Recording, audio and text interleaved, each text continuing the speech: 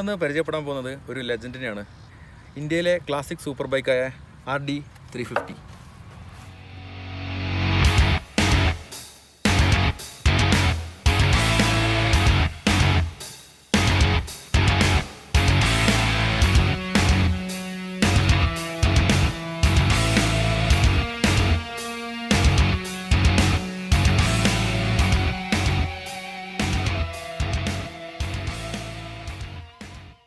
നമുക്കിതിൻ്റെ കാര്യങ്ങളും ഡീറ്റെയിൽസും ഒക്കെ പറഞ്ഞുതരാൻ നമ്മുടെ ഒരു സുഹൃത്തുണ്ട്. ഇതിപ്പോൾ യൂസ് ചെയ്യുന്ന പുള്ളിയാണ്. പുള്ളിയുടെ ബ്രദറിൻ്റെ വണ്ടിയാണിത്. അപ്പോൾ പുള്ളിയുടെ നമുക്ക് വിളിക്കാം. ഷാറൂഖ് എന്നാണ് പേര്. പുള്ളി ബാക്കി ഇതിൻ്റെ ഡീറ്റെയിൽ ആയിട്ട് കാര്യങ്ങളൊക്കെ പറഞ്ഞു തരുന്നത്. ഓക്കെ ഷാറൂഖ് ബ്രോ, എന്തൊക്കെയാണ് നമുക്ക് പറയും, നമുക്ക് ഇതേപ്പറ്റി എന്തൊക്കെയാണ് നമ്മൾ യൂസേഴ്സിന് പറഞ്ഞു കൊടുക്കാൻ പറ്റുക? RD350യെ കുറിച്ച് അറിയാത്ത ആൾക്കാരുണ്ട്.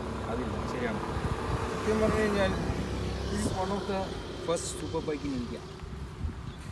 ഇത് പിന്നെ ഈ ഒരു വണ്ടി 1984 മോഡൽ ഹൈറ്റോർക്ക് വണ്ടിയാണ്. HT അല്ലേ? അതെ, രണ്ട് വേരിയൻ്റാണ് വരുന്നത്. ഒന്ന് HT, ഒന്ന് LT. HT എന്ന് പറയുമ്പോൾ പിന്നെ അത് ഇന്ത്യൻ സ്പെക്കിൽ വരുമ്പം 30.5 bhp പവർ വരുന്ന വണ്ടിയാണ്. അത് LT ആകുമ്പോൾ 27 പവർ കുറവ് വരും, കുറച്ച് കുറയും. ഇത് കുറവ്.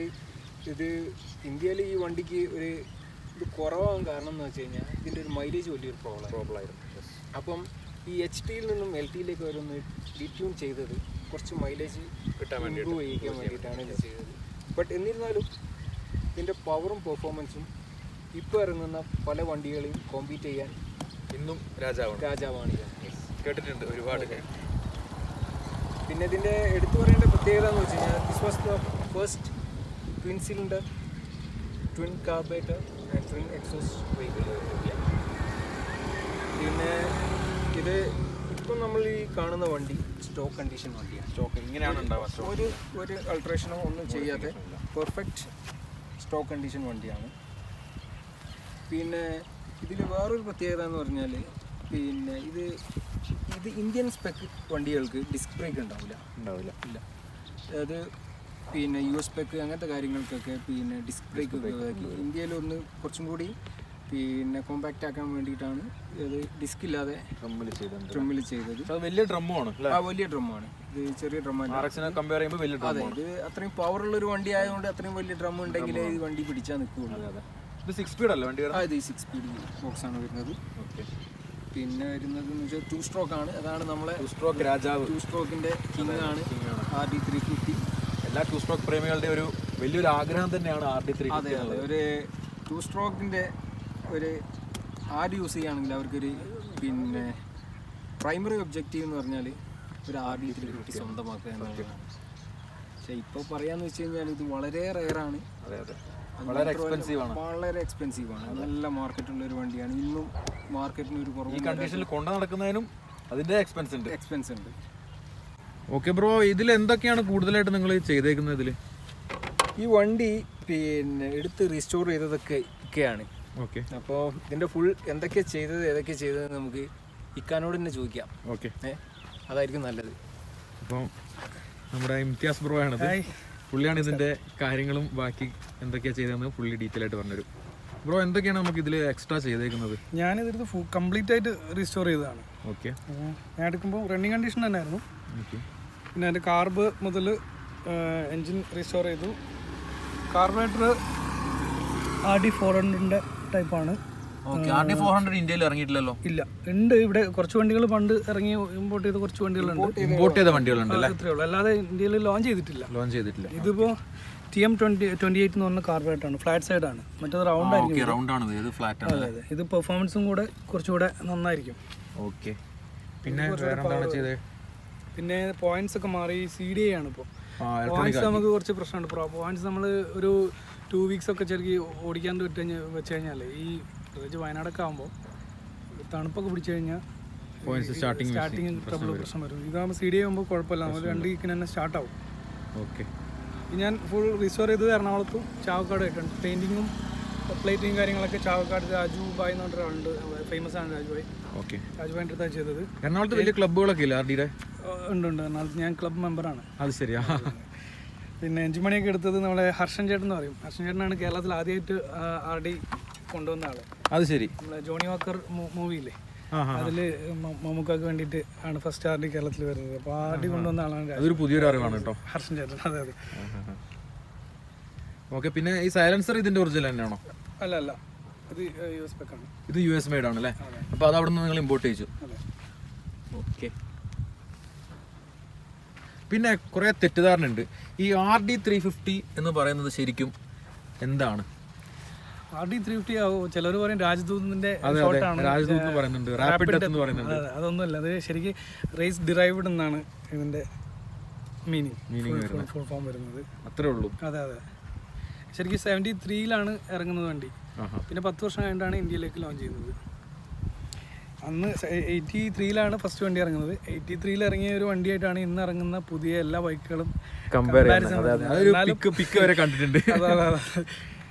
എന്നാലും ഇതിൻ്റെ അടുത്ത് എത്താനുള്ളൊരു വണ്ടി ഇന്നും ഇപ്പോഴും ഇല്ല എന്നുള്ളതാണ് സത്യം.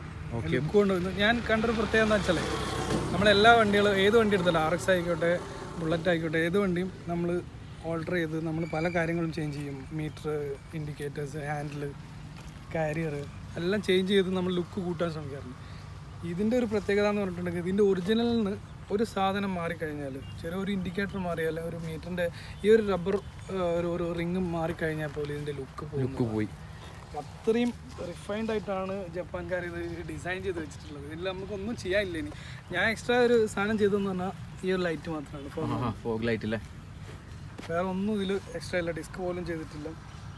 അതിൻ്റെ ആവശ്യമില്ലല്ലോ, ഡിസ്കിൻ്റെ ആവശ്യമില്ലല്ലോ. ഡിസ്കിൻ്റെ ആവശ്യം ശരിക്കും പറഞ്ഞാൽ ഉണ്ടല്ലേ. ഈ ഒരു പവറിൽ നമുക്ക് പണ്ട് ഇറങ്ങിയ ബ്രേക്കൊക്കെ ആണെങ്കിൽ നല്ല ബ്രേക്കിംഗ് ആയിരുന്നു, അത്യാവശ്യം കുഴപ്പമില്ലാത്ത ബ്രേക്കിംഗ്. കാരണം എൻ്റെ ഫ്രണ്ടിനൊക്കെ ഉണ്ട് ഒറിജിനൽ ബ്രേക്ക് യൂസ് ചെയ്യുന്ന ആളുണ്ട്. അതൊക്കെ ശരിക്കും ഡിസ്ക് പോലെ തന്നെ വർക്ക് ചെയ്യുന്നുണ്ട്. പക്ഷേ ഇപ്പോൾ ഇറങ്ങുന്ന ആഫ്റ്റർ മാർക്കറ്റ് കിട്ടുന്ന ബ്രേക്ക് ഷൂ എല്ലാം നമുക്ക് അത്ര ക്വാളിറ്റി ഇല്ലാത്തതുകൊണ്ട് ഈ ഒരു പവറിന് പിടിച്ചിരിക്കാൻ പറ്റില്ല. പിന്നെ ഓടിച്ച് ശീലമുള്ളവർക്ക് എന്താണെന്നറിയോ, ഗിയറൊക്കെ ഡൗൺ ചെയ്ത് നിർത്താൻ പറ്റും. പിന്നെ സ്പെയർ ഒക്കെ അവൈലബിലിറ്റി എങ്ങനെയാണ്? സ്പെയർ അവൈലബിൾ, എല്ലാ സാധനവും അവൈലബിൾ ആണ്. പക്ഷേ വിലയാണ്, നമ്മൾ വായി തോന്നുന്ന വിലയായിരിക്കും അവർ പറയാം. അത് ശരി, അതാണ് ഇത്ര എക്സ്പെൻസീവ് ആയി നിൽക്കുന്നത് അല്ലേ. ഇപ്പം നല്ലൊരു വലിയ മോശമില്ലാത്തൊരു വണ്ടി കിട്ടുന്നത് 3.5 ആണ് സ്റ്റാർട്ടിങ് 3.5. ഇതൊക്കെയാണ് വിശേഷം. നമുക്ക് ഇതിൻ്റെ ഒന്ന് സ്റ്റാർട്ട് ചെയ്യാമോ? പിന്നെ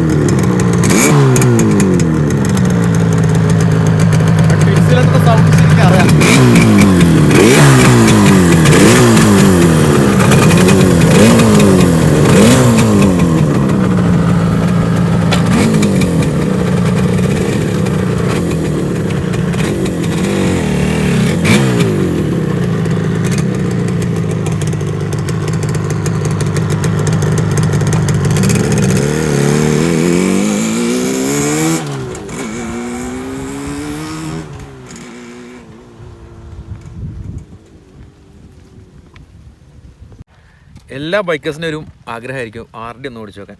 ഞാനൊന്ന് ഓടിച്ചു നോക്കട്ടെ എന്തായാലും.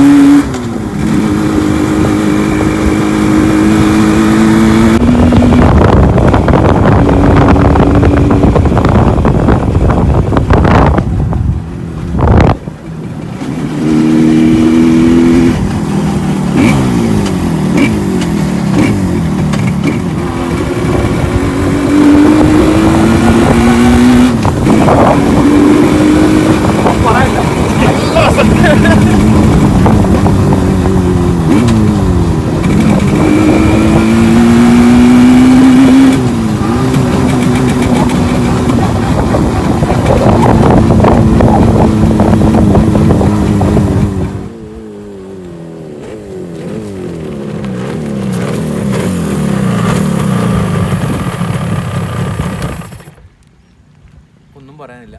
പറഞ്ഞ പോലെ തന്നെ ഇതൊരു ക്ലാസിക് സൂപ്പർ ബൈക്ക് തന്നെയാണ്. അത് ഓടിച്ചാലേ സംഭവം മനസ്സിലാവും. അപ്പോൾ RDയെ പറ്റി ഒരു ചെറിയൊരു യൂസർ റിവ്യൂ ഇവിടെ തീരെയാണ്. നമ്മളിവിടെ സഹകരിച്ച റോയിന്